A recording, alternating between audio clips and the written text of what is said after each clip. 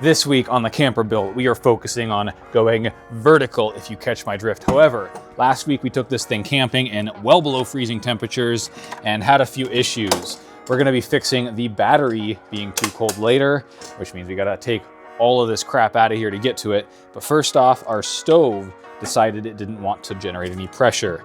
Now this is a gasoline powered stove, the same stuff that you put in your car, and you need to be able to use this pump to pressurize it so it'll be forced into the stove. That isn't working, so we're gonna be taking it apart and hopefully fixing it. Coleman does sell these stove repair kits, so we're gonna be trying to use one of those. The pump repair kit comes with these 3 new parts, which include basically the gasket that does the pumping. And it should just be as simple as that. Well, now I suppose we gotta see if we can get a fire going here. That seems to have fixed it, so we're good to go. I did buy a spare one that we're gonna throw in my kit, along with the tools needed to replace it, so I can replace it if it ever goes bad out in the field again. Of course, you saw me pick these up at the end of the camping trip, and we'll get to those next once we get all the issues fixed. Now, one of my goals for this build, as you might have noticed, but I'm not sure I explicitly said it, is that everything can be removable. And well, I guess we're gonna get a good example of how long exactly it takes me to get this thing out of here. I'll put a timer up on screen and let me get started right now.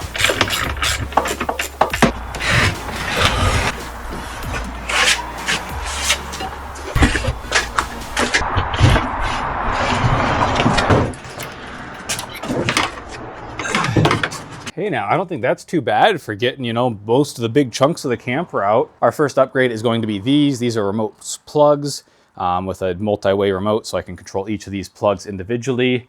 And that's because in the current setup, I can either have all the power on or none of the power on. And that means that if my devices aren't charged, I have to have the heat on even if I'm not cold. So this will let us turn off the heat when I'm warm while continuing to charge my devices, and vice versa. If I don't need to charge my devices, but I'm cold, I can have the heat on. We actually have 2 heating pads. We have this one, which is 120 volt. Obviously this will run off of the generator. And then say I'm just like getting up and leaving and driving and the battery's too cold, I can turn on this one, which will run off of 12 volts. Off of the battery bank or the car. Oh, and of course we're wiring up a little switch for this one, a little remote control, which will add to our command station up in the front. One of these lights is actually running off of the battery bank. There's no reason for that. These things have integrated batteries. We're gonna run that off of the generator instead. That's all the main changes. I guess I need to get wiring so we can then move on to the fun stuff. All right, I've got everything wired back up. This is our little 12 volt remote for the little tiny heating pad, the 12 volt heating pad. This is, of course, our big remote that can control the space heaters, the floor heater, as well as the battery heater all individually, as well as all the tech. And now we just need to tackle the very significant task of trying to manage these cables, because this is going to be used as storage. Now, the best I could come up with to separate all of this battery and wiring and stuff from storage, because I'm going to be using this for storage, is just a big blanket to cover it all up. Now, what I like about this solution is that it'll be locked in place by the other panels, and also if I need to access anything, I can just pull the blanket back like that and get to it still. Well, with all that fun stuff out of the way, we can finally get on to what I'm really excited for, which is finally, if you hadn't guessed, putting a roof rack on this car here. I've got an absolutely massive one. We're gonna be putting a full-size spare tire up there, and let's see how it mounts. How's that for a precision install, man? Now, I stopped by the junkyard and got this wheel earlier. I'm hoping to get an all-terrain for it that's used, so we can have a full-size all-terrain spare. We're gonna mount it right back here in the corner with this little thingamajig. Now, I couldn't find any sort of bag that was the right size for this roof rack, even though this seems to be a standard size. What my plan is just to use multiple, probably 100, 150 liter dry bags up here. And then that gives me a lot more modularity as well. It gives me a little more organization. So I think it's gonna work really well. As of now, I'm not gonna buy any because I don't really need any extra storage, but if I ever do, I can just order one and put it to use. So for now, this is basically just a spare tire rack, and I'll probably throw the gasoline up there too, because that's not quite as heavy as the generator. The issue with a roof rack is that everything that can go outside is really heavy and you don't want to put heavy things on the roof because that makes your car handle really poorly. That's the main reason I haven't really done it yet. But getting the spare tire to somewhere that was accessible was of course a top priority. Well, while we wait for our cable that we need to come in, we're gonna start some finish work, starting by painting the insulation. It just looks sketchy. As you can see, we're gonna be painting the outside black to make it look tinted, and we're gonna be painting the inside white to try and make the space feel a little larger. Now, in a rare, smart moment for me, I actually tested the paint on a little scrap piece of foam first. And as you can see, this paint right here melted away the foam. That's our just, normal paint here. So instead, I discovered you need to use water-based, which is the stuff that looks really good over here. So, well, I think that ought to be good enough. I am really bad at painting. We've got a few runs. It's super uneven, but I think it'll do the trick at least. It'll look better than the pink insulation. All right, now we're getting to the time that I've been absolutely dreading. We need to stain this wood. I'm not gonna stain all of it because I don't wanna spend that much money, but we're gonna stain the top, we're gonna stain the table, all of the stuff that I interact and touch with and could get wet, that sort of thing. So what I'm going with here is Osmo Poly-X oil for wood floors and furniture. And of course, due to the way that this is going to be used, we really want something durable. And I think that this is going to fit the bill. It is kind of crazy seeing my entire camper build just sitting out here in the driveway. You know how much work this was. It is just all lay it out here. This is it.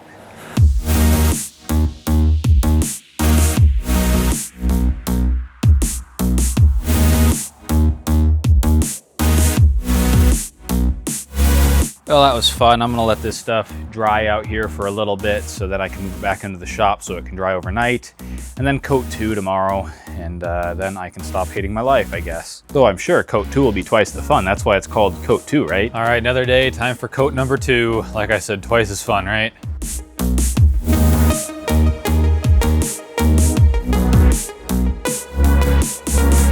All right, that's coat 2 done.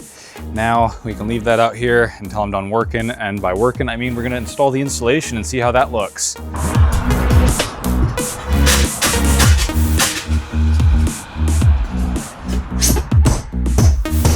Yeah, that looks way better now. It just looks like a blacked out window instead of looking like I've got a camper back here. Way stealthier.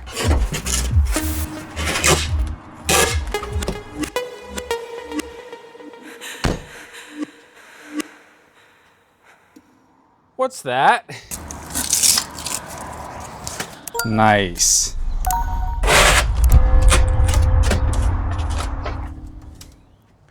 There, that's better. Now it just looks like a tinted window with some pink stuff up in the corner here. But you won't notice that unless you're looking for it.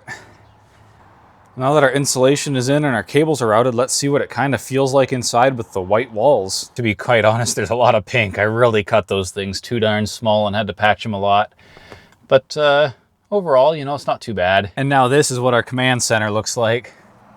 We got a few remote controls up there. Oh, and while I was hard at work on the painting and the staining, Leo was hard at work on my mattress cover now, which has Velcro, so it will not come off of the mattress when I stow it for the day or anything. You can see it, some of the white of the mattress in some of the clips from when I was using this thing, so this will keep my mattress nice and clean. Well, we've got to wait until tomorrow for the panels to dry, but of course, stick around and we'll get it back in the car and see how it looks and see if it repels water, that sort of thing, because that's really the problem I was trying to solve. As you can see in this footage I have from yesterday, this stuff got put on a little bit thick. I don't know who could have done that, but I cranked up the heat, probably cost me a pretty penny.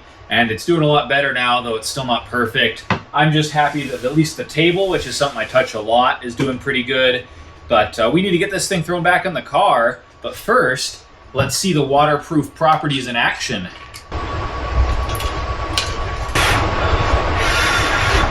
Bead right up, and then I can, of course, wipe it up. This should help protect our wood quite a bit. We got to get this thing back in the car because I'm leaving to go camping tomorrow. It is very rainy right now, but that is not going to stop us. And this is another great opportunity to see how long it takes me to get this thing back in the car. It'll probably be a little longer than taking it out, but I'm going to predict under 15 minutes. Well, like I said, it took a little longer, but we also got all the stuff loaded in here, like the bed and stuff, which we didn't time for when we unloaded it. Here's the time, for just getting all the wood and the camper put together. Now we have to do something that I really wish I'd remember to do when it was sunny out.